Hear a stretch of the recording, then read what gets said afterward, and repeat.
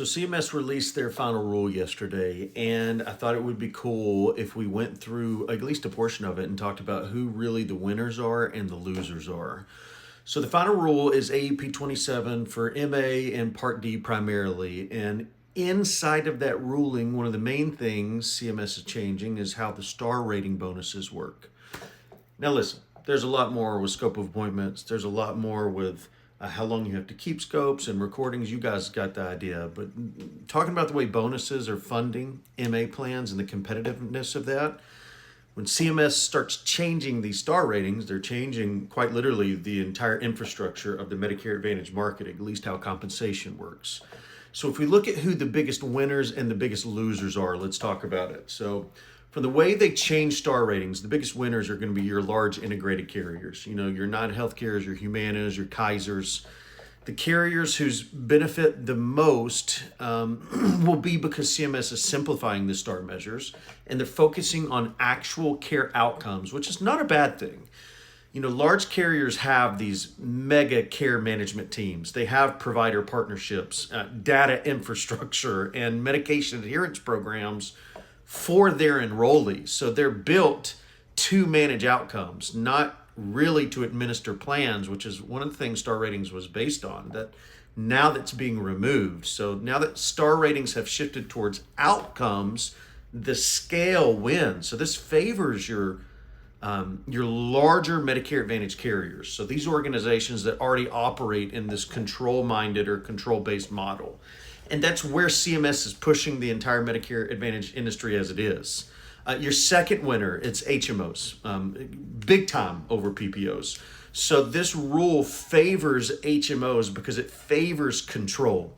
You know, HMOs provide narrower networks, more coordinated care, more PCP-driven referrals, significantly more managed utilization.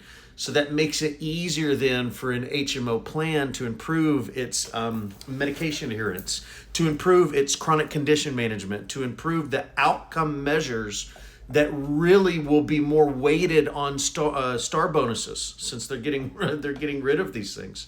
So PPO struggle here because they have open networks, they have way less care control, and significantly harder to manage outcomes. So what CMS is getting at is, you know, the future is continuing to tilt towards HMOs over PPOs. And that aligns with the industry we're seeing right now, where PPOs are cutting their commission. They're pulling back in several counties, and they're expanding this managed care model across the nation. Thirdly, C-SNP plans, D-SNP plans, I-SNP plans, they are winners with this star rating bonus. You know, special needs plans, they benefit because they already manage a high risk population. They already use care coordination. They're already focusing on outcomes for their members. So when we're talking about chronic condition plans and dual eligible plans and institutional plans, these plans were built for outcome-based performance. And that's going to be more important now, or at least AEP 27, than it ever has for calculating star bonuses. So this reinforces the continued special need plan expansion trend that you're already seeing. Now the losers, because there are winners and there are losers here. Any carrier with a very broad network PPO, so any carrier that's relying on large open networks with very passive care management, that gives the member choice over coordination. Unfortunately, they're going to struggle more to attain those higher bonuses in this reality. The reason is you can't easily control outcomes if you allow your members to go anywhere at any time.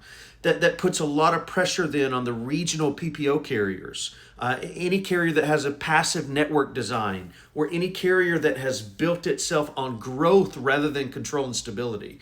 That's why we continue to see the PPOs cut their commissions or reducing their plans or benefits or tightening them completely, if not doing away with them altogether. The second loser will be a small carrier because they don't have the infrastructure a larger carrier does to handle this. So, you know, smaller carriers don't have the data analytics that a larger carrier does. They don't have the care management teams who are employees that only exist for this star bonus or the provider integration. So when these stars shift towards the outcomes, they either will have to invest heavily in these things or they'll fall behind the larger carriers. So that's going to increase consolidation pressure, more market exits, and more block closures. And you've already seen this trend building. This rule is just going to help to accelerate that to the nth degree beyond this. The third person who's going to lose, anyone who has a growth first mindset. CMS is currently rewarding stability, care management, and outcome improvement. They are no longer rewarding rapid enrollment growth. They are no longer rewarding broad access, and they are not rewarding loose networks. The future of MA, just like Medigap, it's control and stability. It's not market share. This is the shift that we've been talking about for at least the past 6 months, if not longer than that. So when CMS has simplified these STAR measures, they're removing complexity maintained reward factors. There's an estimate out there from STAT, if you want to look it up, that this will put $18.5 billion in star rating bonuses to these larger carriers. That's massive. But the biggest takeaway here then isn't the money, it's the direction. Sorry guys, I got a phone call, it cut me off, but it's my sweet friend Joanna, so that's okay. So what's the biggest takeaway then? It's not just about the money, it's about the direction that Medicare Advantage is headed right now. So the winners here for AEP 27 are going to be any carriers that can figure out how to control the care that they currently have and going forward. The losers are going to be the ones who continue to chase growth. That's why you heard the carriers last year say, we don't want more members. The market's only moving in one direction, and that direction is control over market share. It doesn't mean that a carrier doesn't want to maintain their business. It means that a carrier wants to maintain business that is profitable, and that will be the winner this year.